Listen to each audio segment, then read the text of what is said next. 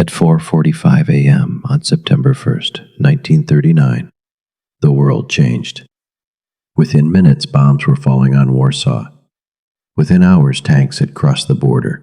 And within days, the deadliest war in human history had begun. But this was not sudden. This was a spark, igniting a fire that had been building for decades.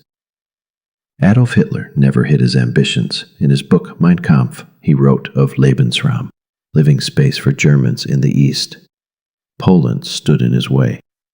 In August 1939, Germany signed a shocking pact with its ideological enemy, the Soviet Union. The Molotov-Ribbentrop Pact was a secret deal to divide Poland between them. The rest of the world watched, confused. But Hitler was now ready. The German attack was unlike anything the world had seen. It was called Blitzkrieg, lightning war. Fast-moving tanks, devastating airstrikes, shocking speed. Poland's outdated army, brave but ill-equipped, was overwhelmed. In some cases, they fought on horseback against tanks.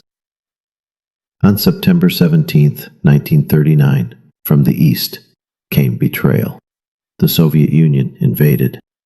Poland was crushed between two giants. In less than 1 month, the country ceased to exist. The world had failed to stop what was coming. 2 days after the invasion, Britain and France declared war on Germany. But it was too little too late. No major military action followed. This period became known as the Phony War. Months of waiting while Hitler grew stronger. Appeasement had failed, but fear still ruled the West. For Poland, the consequences were catastrophic. Thousands of soldiers died in just weeks. Civilians were bombed, deported, and executed. The Nazis began their brutal rule in the West. The Soviets deported hundreds of thousands to Siberia, and in a forest called Katyn, they would later massacre over 20,000 Polish officers. Poland had become the first victim of the coming darkness.